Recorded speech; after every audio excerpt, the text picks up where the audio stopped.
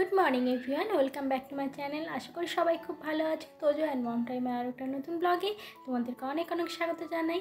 তো সকাল সকাল চলে এসেছি আজকে আবারও একটা নতুন ভিডিও নিয়ে। আশা করি তোমাদের ভিডিওটা খুব ভালো লাগবে। তো সকাল সকাল দেখতেই পেলে বাসি কাজ করে নিয়ে চলে আসলাম মুখ ধুতে। তো এখন আগে চা খাবো, তারপরে বাকি কাজগুলো করব।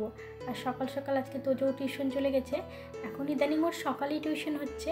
আর একদিকে জানো তো আমার বেশ সুবিধেই হচ্ছে, কারণ সকাল সকাল টিউশন থাকলে আমাকেও বেশ সকাল সকালেই ঘুম থেকে উঠতে হয়। ওই সাতটারও আগে আমাকে উঠে যেতে হয়, কারণ বাসি কাজ করে নেওয়ার পর তারপরে ওকে টিউশন পাঠাতে হয়।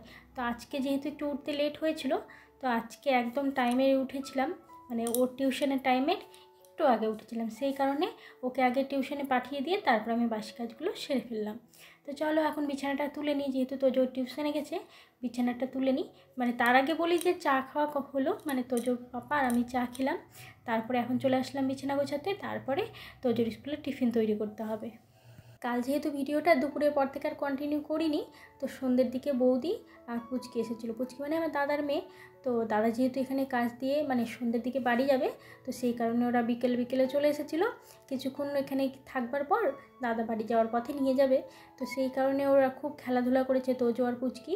তো খেলাধুলা করে সেই যে ঘুম দিয়েছে তোজো একদম সকালে, মানে ওকে টিউশনেতে নিয়ে যাওয়ার মানে টিউশনেতে পাঠানোর জন্য কত কষ্ট করে তুলতে হয়েছে জানো তো।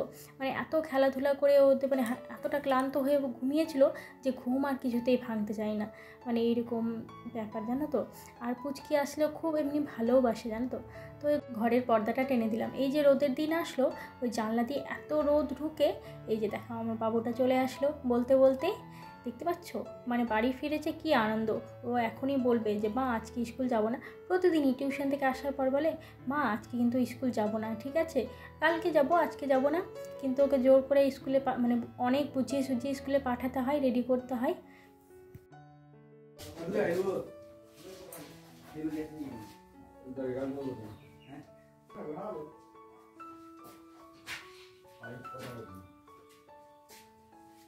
সকালের এই টাইমটাতে জানো তো আমি একদমও বসার সময় পাই না, কারণ এই টাইমটাতে তোজোকে স্কুলে পাঠানোর জন্য ওর গাড়ি চলে আসে, গাড়ি মিস করলে আবার দিয়ে আসতে হবে। মানে সেই কারণে তোজোর স্কুলে যাওয়ারও টাইম আর তোজোর পাপার কাজে যাওয়ারও টাইম, মানে দুটো টাইম একদম সেম 10টার দিকে। তো সেই কারণে এই টাইমটাতে আমি একদম বসার সময় পাই না। একটু আগে তোজোর পাপাকে খেতে দিলাম, এবার ও এখন বেরিয়ে যাচ্ছে আর তোজোর গাড়ি এই এলো বলে, মানে আজকে একটু দেরিই হয়ে গেল প্রায়। যাও টাটা, এগিয়ে থাকো, পটি আছে সামনে, ওখানে দাঁড়াও।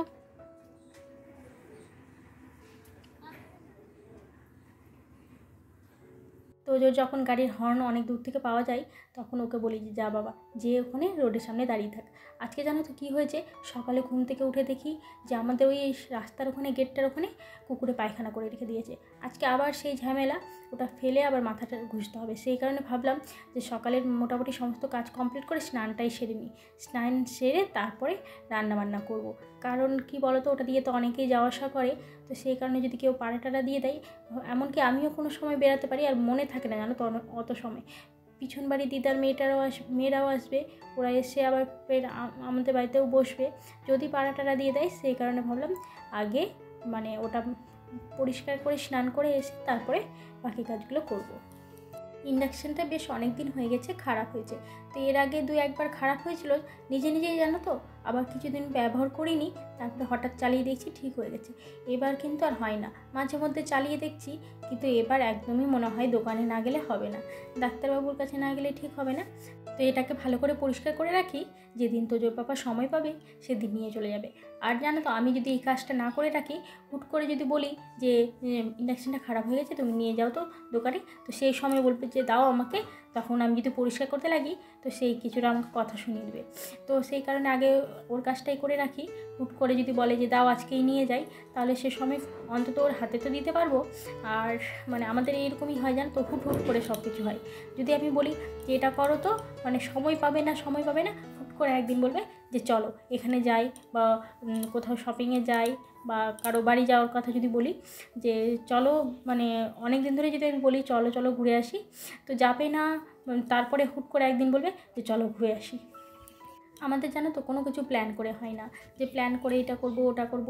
যেমন আমাদের মানে গ্রসারি আইটেম, মুদিখানার বাজারই যেটা বলছো, তো সেটা যখন দু একটা জিনিস করে শেষ হতে তো যে বাবাকে বলি যে এটা নিতে হবে ওটা নিতে হবে, তো বলবে ও থাকো এখান থেকে নিয়ে এসে দিয়ে দেবো। এইভাবে করার পর জানো তো তারপর বলবে চলো, মানে হঠাৎ করে বললে তো আমি লিস্টটা করে রাখি না না, এবার হুট করে বলবে যে চলো বাজার করে নিয়ে আসি।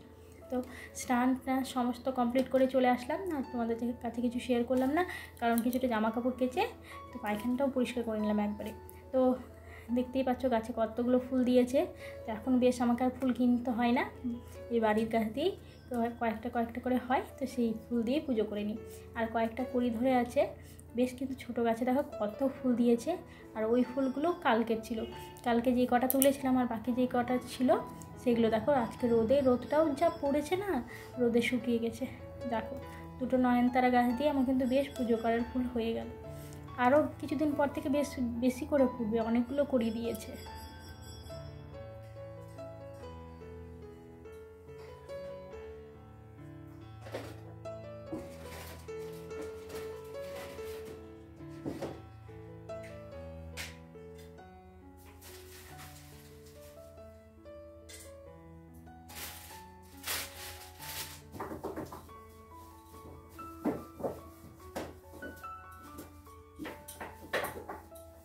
আগে এই দিকটাতে যেহেতু খাটটা ঘোরানো ছিল, তখন এই সামনে মেঝেটাতে বেশ জায়গা ছিল, তখন কিন্তু সিংহাসনটা মনে হতো না যে এক কর্নারে পড়ে আছে।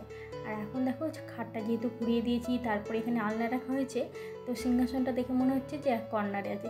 একদিকে কিন্তু ভালোই হচ্ছে জানো, মানে ঘরে ঢোকার মাত্র সিংহাসনটা দেখা যেত, ওখানটাতেই সবাই বসতো। তো এই দিকটা আমার মানে এক কর্নারে পড়েছে, সামনে আমার অনেকগুলো জায়গা হয়েছে। এখন মানুষজন আসলে সামনে বসতে দিয়ে বেশ কিন্তু ভালো হয়। আর সিংহাসনের সামনে অনেকে বসতেও চায় না, দাঁড়াতেও চায় না, তো এখন মানে ঘরের এক কর্নারের দিকে আছে। এটা কিন্তু অনেকেই আমাকে বলেছে এখনই তোমাদের ঘরের সাজানোটা বেশ ভালো হয়েছে। তো চলো তাড়াতাড়ি করে পুজোটা সেরে নিই, তারপর রান্নাবান্না করতে হবে। তো তাড়াতাড়ি বললেই জানো তো আর তাড়াতাড়ি হয় না, মানে সিংহাসন মোছা থেকে শুরু করে আরও ঠাকুরগুলো মোছা, পুরোটা পরিষ্কার করা, তো অনেকটা দেরি হয়ে যায়। তো তোমাদেরকে একটু তাড়াতাড়ি করে কেটে কেটে দেখাতে হয়, কারণ তোমরাও তো অনেকটাই বোরিং হয়ে যাবে একটা জিনিস বারে বারে দেখতে দেখতে, তো সেই কারণে অনেকটা কেটে দেখাই। তো তবে আমার একটু মানে তাড়াতাড়ি হয়, সবার থেকে আমার একটু পুজো করতে তাড়াতাড়ি হয়। আমার বাড়িতে যেরকম আমার শাশুড়ি এসে পুজো করে, মানে শাশুড়ি মা, তখনও একটু দেরি হয়। আর মানে ওরা যেহেতু বয়স হয়ে গেছে, তো অনেক রকম মানে মন্ত্র বলে, তো আমি তার অত কিছু জানি না, মানে যতটুকু পুজো করার জন্য দরকার ততটুকু, মানে ডেলি পুজো করার দরকার ততটুকু করে উঠে যায়। আর যেটা আমার গুরু মন্ত্র আছে সেটা তো বলতেই হবে আমাকে।